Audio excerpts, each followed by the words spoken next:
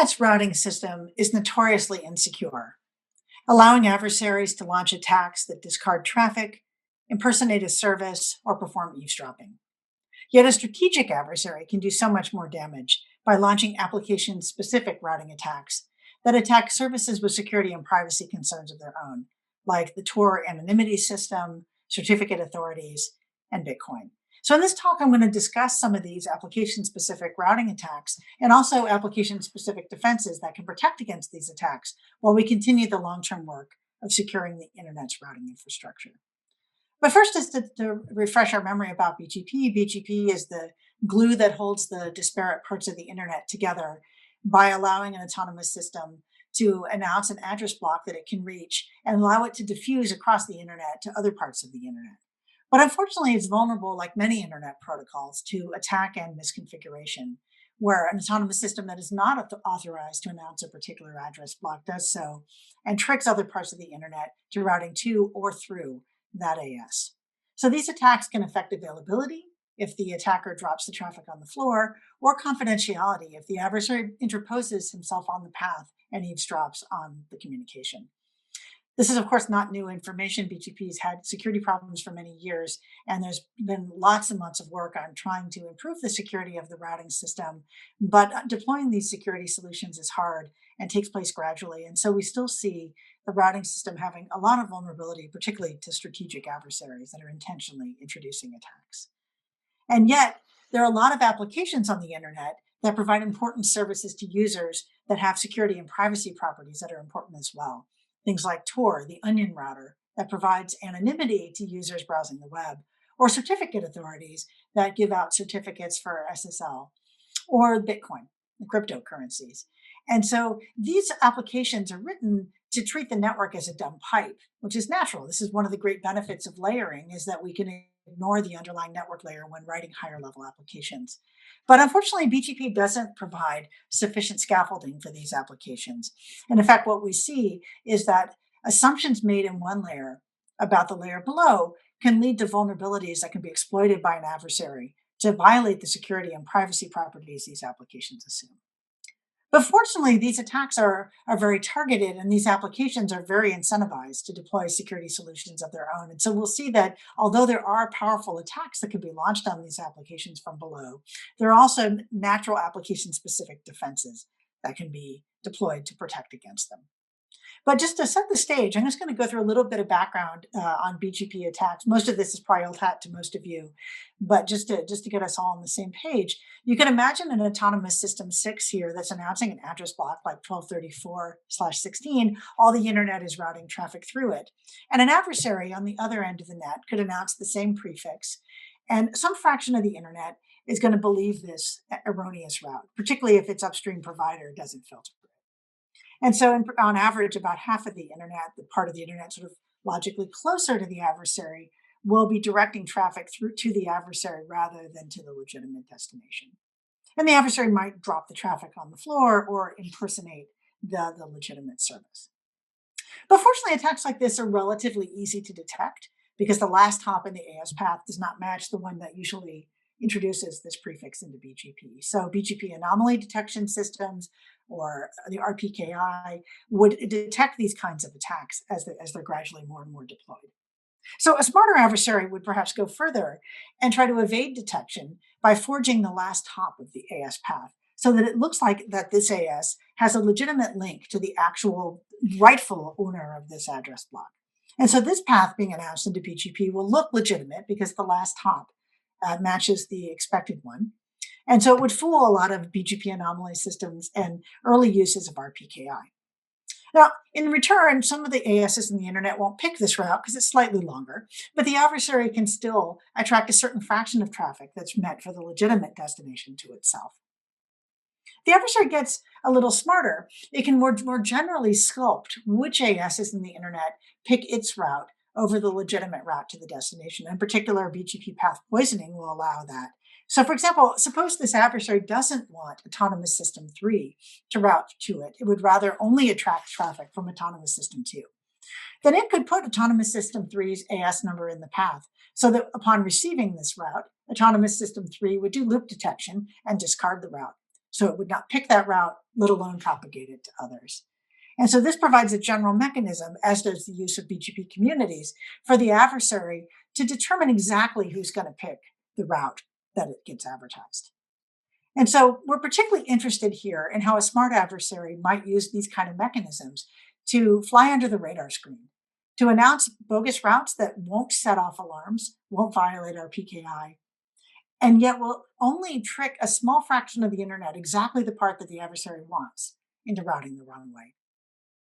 So in particular, we're interested in attacks that target a particular sender or a set of senders, of which you need to fool just one, with limited scope, where our goal is only to have the ASs necessary to deliver the traffic be convinced to route through the adversary. This will limit the visibility of these attacks in the routing system, helping evade detection, and limit the amount of data traffic that follows the hijacked path, limiting the overhead on the adversary to carry that traffic and limiting the detectability of the attack. And we'll note that some of these attacks can take place for a very short period of time and still be effective, again, limiting the overhead for the adversary and minimizing the chance that it gets detected. And so what kind of attack we mean here is, suppose an adversary now in AS4 wants to attract traffic just from autonomous system 1 and doesn't want the rest of the internet to route to it. Then it could do path poisoning to have the autonomous systems adjacent to the path AS1 takes to reach AS4 discard the route due to loop detection, so that the AS1 sends traffic through the adversary, but the other ASs continue routing normally to the correct destination. Now, why would the adversary want to do this? Well, we're going to look at one concrete example related to certificate authorities, where the adversary's goal is to have a particular certificate authority, or any one certificate authority that's most easily attacked, direct traffic to the adversary instead of the legitimate destination. And we're going to do that precisely at the time when the adversary is going to try to get a certificate for a website controlled by the victim. This attack now will have limited scope and last for a limited duration under the control of the adversary, who is the one asking for the certificate.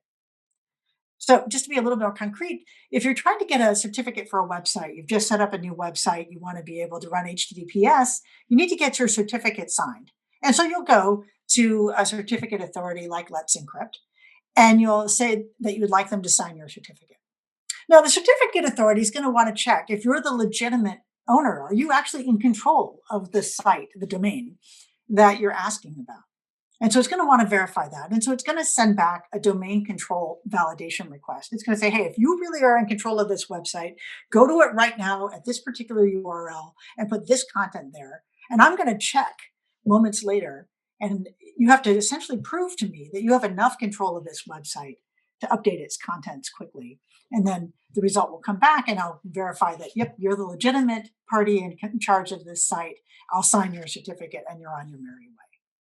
And that's how it works normally, but an adversary might choose this precise moment to launch a hijack so that the domain validation request comes to the adversary rather than the legitimate website, where the adversary can now produce the intended response, fooling the certificate authority into giving out a certificate to the wrong party. With this certificate in hand, now the adversary can launch man-in-the-middle attacks on HTTPS traffic destined to that victim domain. So that's the kind of attack we're worried about, where the adversary just needs to fool the certificate authority into routing to the wrong place, and just briefly at a time of the adversary's choosing. So a few years ago, we worked on identifying this attack and then demonstrating it in the wild using the peering testbed at Columbia. So we took an IP prefix that we controlled through that testbed, domain names that we created, and clients that we ran, so that we wouldn't actually affect any real traffic on the internet. And we did this attack where we hijacked ourselves and asked for a web certificate during that narrow window of time. And we did this attack on the 5 main certificate authorities that all do domain control validation, either of HTTP, like I showed a moment ago, or using the email server of the domain. All 5 of these CAs signed our certificate request in less than 2 minutes, and we were good to go with bogus certificates in under 2 minutes. So what should we do about this? This is clearly a vulnerability in a protocol that exists to create security on the internet. And so I want to note also, although I'm going to focus mainly on domain validation requests sent to the websites, you could also imagine hijacks of the DNS server of the domain or the mail server of the domain. And you can also imagine hijacks on the reverse traffic from the legitimate domain to the certificate authority, where the adversary can interpose itself as well. But we'll focus mainly on the case where the adversary is trying to stop the legitimate domain from receiving the validation request so that an erroneous response can be generated.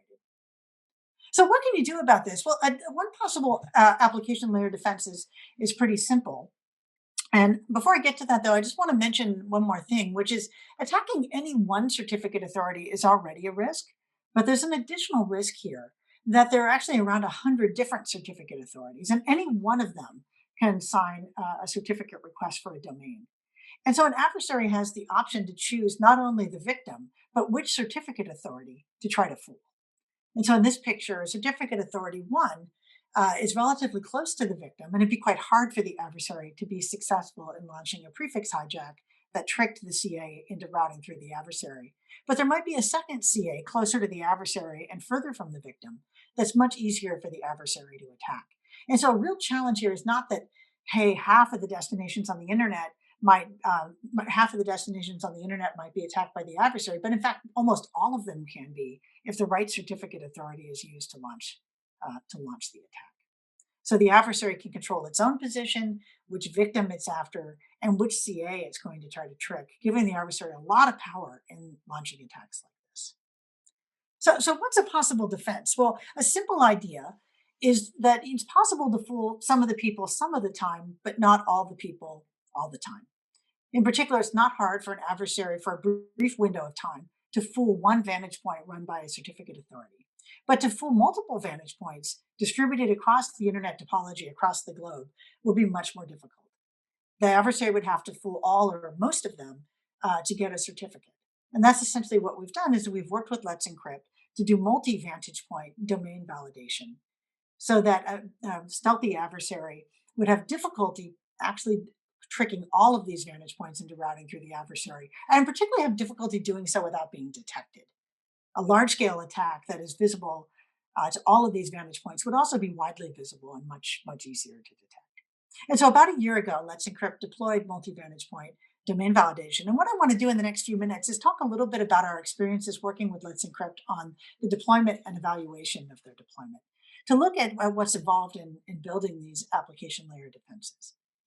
Now, I mean, at a high level, this sounds super easy. Instead of verifying from one vantage point, verify from multiple. But we've got a lot of challenges to address here. We want, of course, security. That's our primary goal. So we want these vantage points to offer diverse perspectives, to make independent routing decisions so that it would be unlikely they'd all be fooled by the same adversary. And that means we also need a quorum policy, a vote, if you will, that really requires most, if not all, of these vantage points to agree before we decide to give a certificate. Yet we want this to be manageable. And in fact, certificate authorities are subject to the CA browser forum that puts pretty strict requirements on where domain control validation can be done. And so we want to be compliant with those requirements. And we also want to run multiple vantage points without introducing a ton of cost and complexity to run those multiple vantage points. We also want to minimize the latency and communication overhead for the many legitimate requests that are made to certificate authorities and avoid rejecting valid requests for certificates, as the vast majority of the requests are expected to be valid. So I'm going to walk through how we handle each of these issues in the deployment that Let's Encrypt has done. So the CA browser forum requires that domain control validation be done from data centers with certain standards for physical security. And they do auditing of those data centers to make sure that they're suitable. So making all the vantage points have to comply with the CA browser forum requirements would be quite onerous. So instead, what we do is have a primary VA, a primary vantage point, that's in a data center compliant with the forum. That's already in place even before Let's Encrypt started working with us. And instead, then add a bunch of remote VAs on top of that existing primary VA that may be running in public cloud networks. And in particular, in the Let's Encrypt deployment, they're using Amazon Web Services. This offers the manageability benefits of using the public cloud in combination with the primary VA being compliant with the browser CA forum. But because of that, we also have to treat the primary VA as special. In other words, we can't grant a certificate if that VA is unable to validate, do domain control validation. So whatever quorum policy we pick has to have the primary VA succeed in validating the request for the domain, and some number of the remote VAs have to succeed as well. So that way we would never give a certificate in a setting where the old solution would have chosen not to, but we may be more strict and not give one sometimes when the old solution would have. So second, now we want to balance the security that we offer against the complexity of running these remote VAs in what might otherwise be many public clouds to get truly independent vantage points on the internet. And fortunately here we find that using a single cloud provider, multiple data centers, but run by the same cloud provider, offers sufficient route diversity.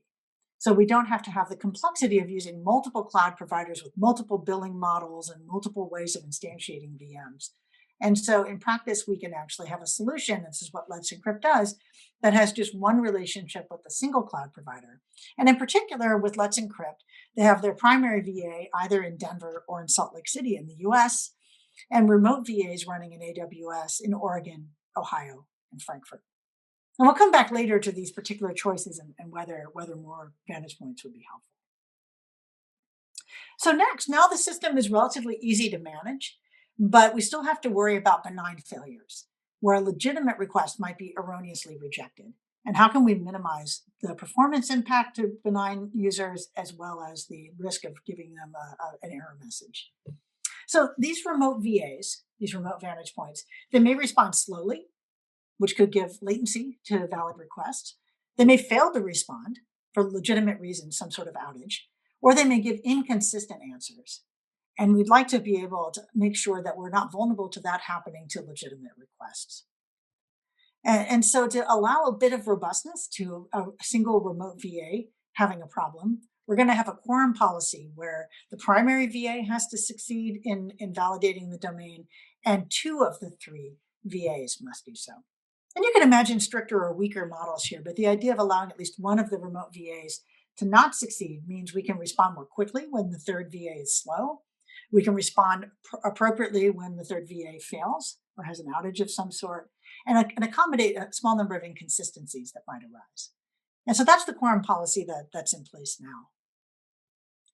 So in doing this deployment with Let's Encrypt did a number of things to phase this feature into their production system gradually, because they're really making changes to a live operational system to put this security defense in. So first they did a staging deployment where they did internal testing of this feature on a non-production copy of the system that they use in practice. This allowed the software to be developed and tested. Then there was testing in the production environment, but without actually affecting how certificates are granted. In other words, the remote VAs were doing domain validation and logging their results, but the primary VA was driving all decisions about validation requests and the granting of certificates. So the remote VAs were just being tested out, taken through their paces, if you will. In that process, we found a number of domains that sometimes had problems, legitimate domains that sometimes had problems. And so in the initial production deployment, there was an exception list where domains with known problems working with the remote VAs were left out of doing remote multiple vantage point validation, particularly to make sure that when those domains renewed their already existing certificates, that those wouldn't be erroneously rejected. And this was possible because those domains already had certificates, and we were able, through the logging done in stage 2, to determine that they might be at risk of having a problem. This was done only for domains where Let's Encrypt had contact information to reach out to those domains and could work with them to understand and fix whatever problems were causing multi-vantage point validation to fail. And then finally, full production deployment is in process now, where all certificate requests, around 1.5 million per day, are validated by the multiple vantage points. So this gradual process let us get a lot of valuable lessons along the way while balancing the trade-off between security and avoiding false positives with benign sites. So I want to just touch on a couple of anecdotes about our experiences working with Let's Encrypt and some interesting results. So first we found one concern we had at the beginning was that validation would be slow and would cause certificates to be issued more slowly. But in practice, we found the remote vantage points actually typically had lower latency than the primary vantage point because the Amazon data centers are performant and centrally located. And so in practice, we didn't find the addition of remote VAs to inflate latency.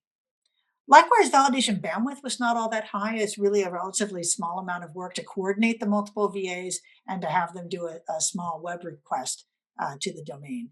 So we're using up about 0.5 megabit per second per remote VA to keep up with about 20 certificates per second. And then we saw very few benign failures. The case where the primary VA succeeds, but any remote VA fails, and remember, we can tolerate one remote VA failing without declining the certificate, happened just over 1% of the validations.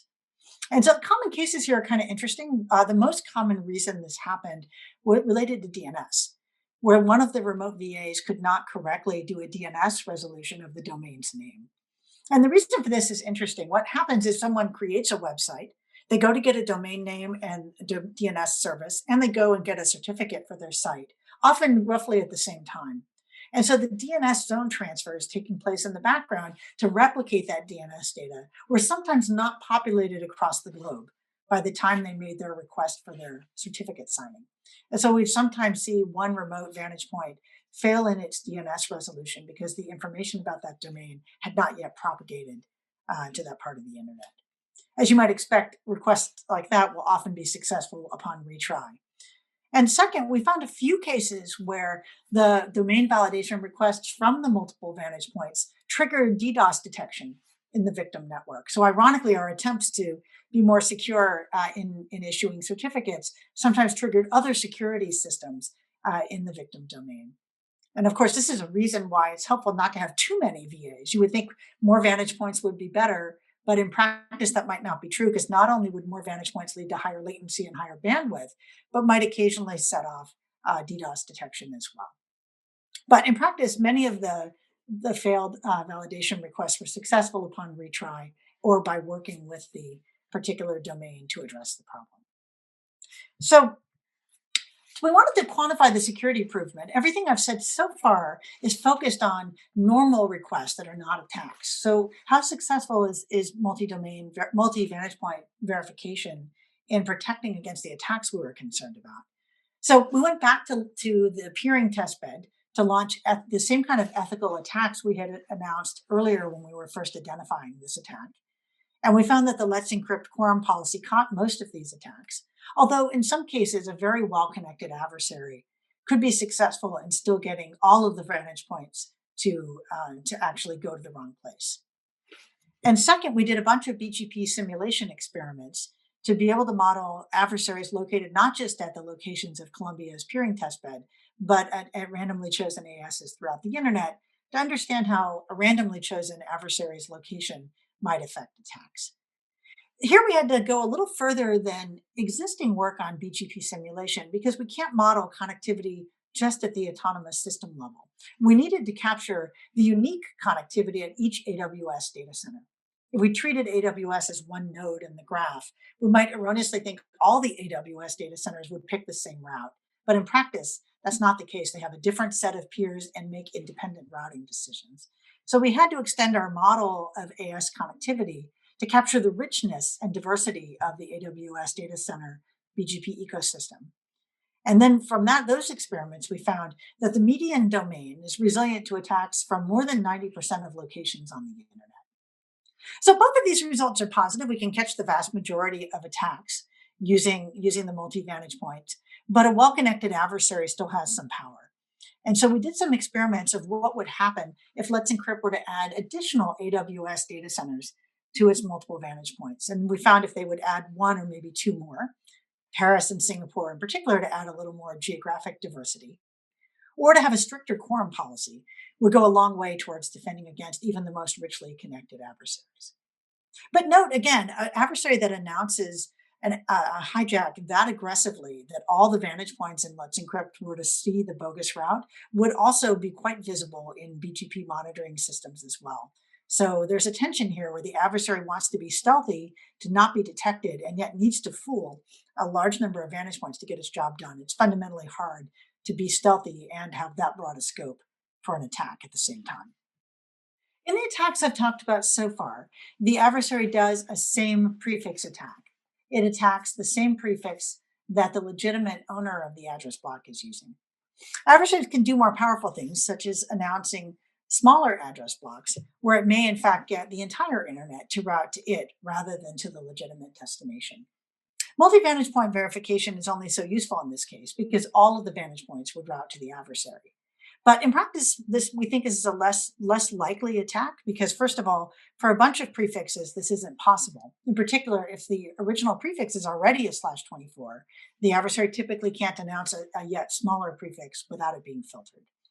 And again, these smaller prefix attacks that are widely distributed would be visible in BGP monitoring, and potentially if our PKI is more widely deployed in our PKI as well. So this is an important category of attack as well, but we think in practice it's hard to do these in a stealthy way. Finally, to close, I'll just mention another class of attacks that is relevant to other applications that I'll talk about in a moment, which are BGP interception attacks. And so in BGP interception attacks, the adversary's goal is not to black hole or impersonate the legitimate owner, but to just have the traffic pass through that AS en route to the legitimate destination. So in particular here, an adversary in Autonomous System 3 may want traffic going to Autonomous System 6 to go through it en route. And so what it might do is through different routers connected to different neighbors, announce different routes. In particular, it might tell Autonomous System 7 that it has a very attractive route to the destination, so that Autonomous System 7 will route through 3, while simultaneously having AS3 retain its own route through Autonomous System 4. As a result, 7 will route through 3's route, but 3 will forward that traffic onward to the legitimate destination. And this allows an adversary now to do eavesdropping on traffic as it goes through the internet. And we've seen in other applications we've studied this to be a very effective attack for particularly attacking anonymity systems like Tor. So just stepping back, there are a lot of applications on the internet that have security and privacy concerns beyond certificate authorities. Some of them use domain validation, much like certificate authorities do. Some websites, if you change your account password, will do domain validation. If you are a restaurant review or hotel review sites will sometimes require the owner of a hotel or restaurant to validate that it controls the restaurant or hotel's website before allowing it to update other information at the review site and so on. So domain validation is actually more widely used than just for CAs. And as I mentioned, anonymous communication like Tor relies on the underlying routing system to deliver traffic with the assumption that the paths through the internet are independent. An adversary that can launch BGP interception attacks can put itself on the path between the client and Tor and between Tor and the server that the client is speaking with. By so doing, adversaries can do traffic analysis attacks that can break the privacy and anonymity that Tor is trying to provide. And here too, we've launched ethical hijacks and ethical interception attacks to demonstrate that Tor's anonymity properties can be compromised by network layer attacks. And finally, as I mentioned earlier in the talk, others have demonstrated that BGP can be used to attack Bitcoin by disrupting the consensus protocol that's run among the nodes in the Bitcoin network.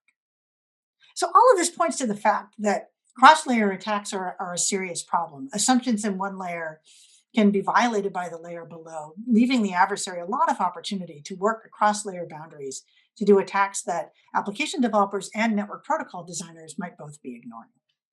Fortunately, that means we can use application layer defenses that are often easier to deploy because they don't require global agreement to deploy. But to be clear, I don't think that means we should abandon the important work that's taking place on network layer defenses, such as our PKI and manners and more, because ultimately it's costly for every application to have to develop its own defenses, and a single solution that protects the network layer will protect a lot of applications, not just these large applications that are particularly strong in having security and privacy concerns. And so a way forward is to, in the meantime, protect these popular and important applications and important prefixes that these applications use, while we continue the important work of securing the routing system. And hopefully also find ways to incentivize greater deployment of these BGP security solutions, both by raising awareness of the severity of these application level attacks, and perhaps in using routing solutions that favor networks that have gone a part of the way towards their role in making the internet routing system more secure. So thank you. I'd be happy to take questions. I also here point to some papers that go into more detail about the studies we've done. Happy to take your questions.